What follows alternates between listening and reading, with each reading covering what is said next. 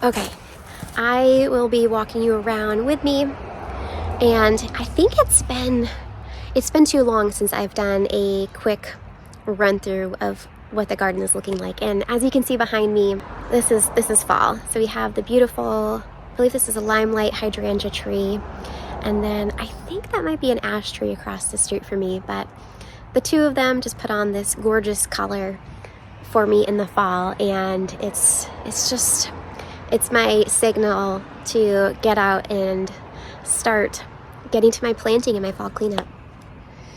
So let's do a quick little tour of what the garden is looking like in fall. And just as a warning, you're going to see me in the middle of cleanup. So this is a realistic garden tour from a hobby gardener. So this area, I wanted to start off and just let you know, I will be dividing, these are iris, blue flag iris, and believe it or not, these are in their second year in this spot. So you'll see there's a little bit of the center is opening up, and that's my cue to go ahead and slice it in half and divide it. And I will be planting these pretty much down the side of the driveway.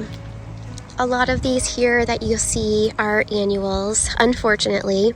They wouldn't survive our tough Maine winters, so those will be going at some point, but I am enjoying them for as long as possible, and I have noticed the bees, not as many, but there's still some pollinators that are trying to get what they can.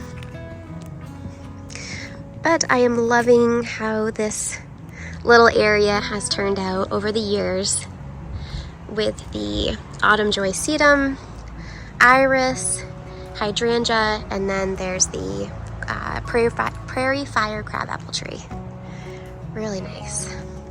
You'll see right there that tree is in its second year, and this is a Temple of Bloom or Seven Suns tree. The blooms smell like vanilla in the springtime or summertime, and then in the fall they put on this beautiful color that plays off really nicely with the crabapple tree. So in a couple of years this will get to be about 8 to 10 feet tall and wide, so not too big, but just perfect for the space. And as you'll see, the super petunias are still doing great, as well as the alyssum still looks really nice, so I'm going to keep those in for as long as possible. I had a terrible issue this year with my super petunia bordeaux. They were pest magnets, and I don't do any spraying or anything, so unfortunately the bugs just love the super petunia bordeaux, so that will not be a repeat for me. However, the super petunia jazzberry was a beautiful performer. I barely had to do anything to it, and it just grew and grew and grew. So now we're going to go into the garden, and I'm going to show you my plan for my tulips that I'll be planting. If you haven't been following me for long, last year I planted about 1,000 tulips in my 450 square foot garden because I sell them during the springtime, which is so much fun. I had a lot of fun last year, which is why I'm doing it all over again. So let's see. All right, so I kind of jumped the gun and I did that bed the other day just because of the amount of work I have ahead of me. As you'll see, I wanted to at least get one done. That way it would give me more motivation to do the others. So I'm just going bed by bed, and as you'll see, I do still have dahlias in each of my beds. I use those for cut flowers. So what I'm doing is I'm cutting all the foliage out and then harvesting the tubers. Now, as a disclaimer, I am not a dahlia expert. In fact, it's kind of my arch nemesis. It's a love-hate relationship with me and dahlias. So A, I love them because they're great performers. They're so easy to grow. But B, I despise digging up, dividing, and trying to save the tubers. I don't know what it is, but each year I don't have the best luck with them. So the ones that I've already dug up and put in the garage that I thought would be okay from the cold, because we've had temperatures dip down, I'd say 40, high 30s. I've already zapped those, so I think those ones are gone. So hopefully I can try on these ones. So that would be great if I can, but if not, oh well. So what did work for me, these beds are 4x4, and I planted 3 dahlias, a bunch of dahlias per raised bed, and that worked out really well for me. The spacing was really nice, there was no overcrowding, I didn't get any powdery mildew. So moving forward, if you have 4x4 raised beds, I highly recommend, if you're planning to grow dahlias in raised beds, doing 3 in kind of a triangle formation. And I do have a video going over that too, which I'll link. We have these dahlias to dig up, these dahlias, those, and then this monstrosity that was my arch, kind of buckled under the weight of my birdhouse gourds. This we will have to take down. It served its purpose, but it did not hold up as well. I didn't realize how heavy birdhouse gourds got, so joke's on me. And then we do have a loofah that is continuing to grow. This, I'm waiting until it turns a little bit more yellow. This is still green and I don't want to harvest it right now, so I'm waiting until the last possible moment to harvest that loofah, because I want the inside to dry out so I can get a sponge. There's just so much to do. Look at that. I have to clean out the greenhouse. It was really pretty a few months ago, even just a few weeks ago.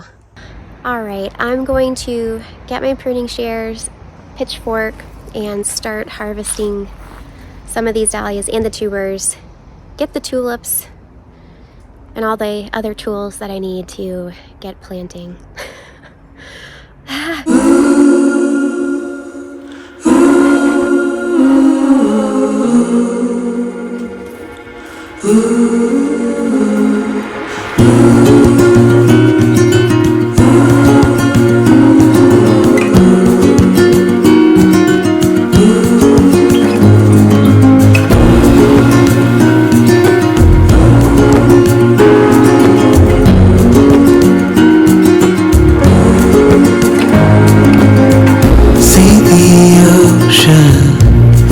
It sways in the sun, keeping our stories in its motion. Lies the truth about us.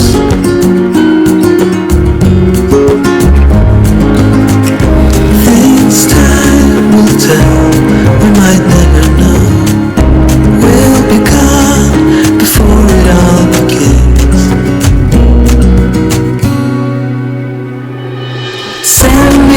Songs of tomorrow, I'm dying to know it all. Stories of joy and of sorrow, I'm dying to know it all. To know it all.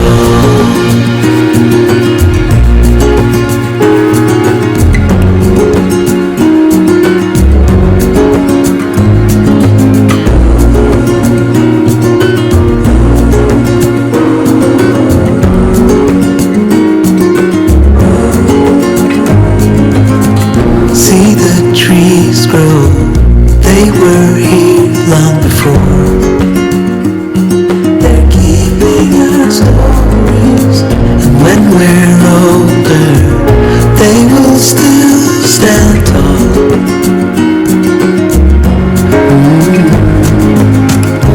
Things time will tell, we might never know. We'll be gone before it all begins. Your songs of tomorrow, I'm dying to know it all. Stories of joy and of sorrow, I'm dying to know it all.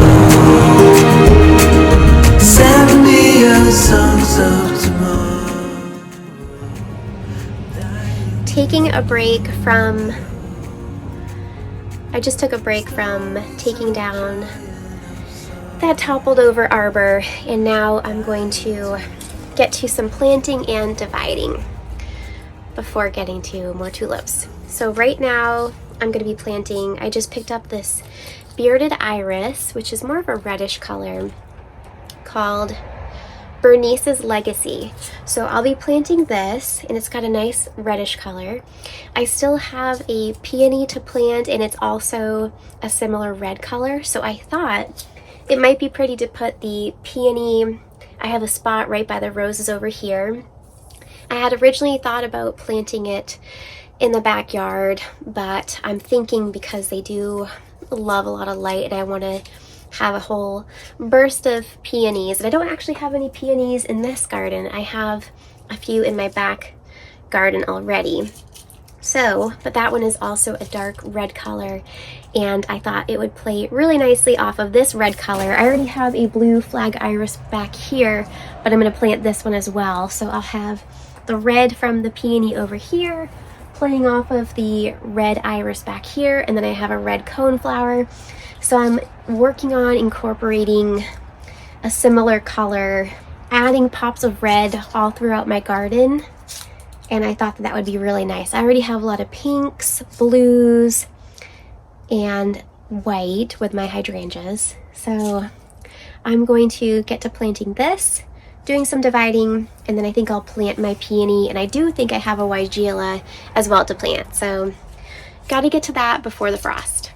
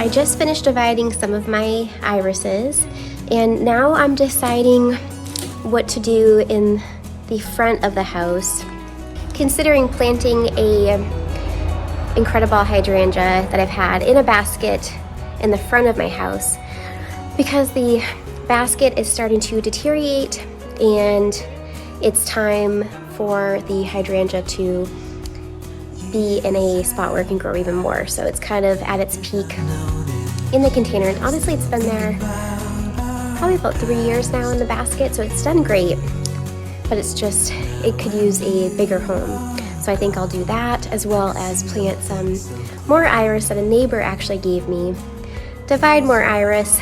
I still have deadheading to do, tulips to plant. We're just gonna do this one thing at a time. Honestly, fall is probably my busiest time of year. There's so much to do. But I'll jump to planting this hydrangea, planting more iris. I think I said that already. All right, let's get back to it.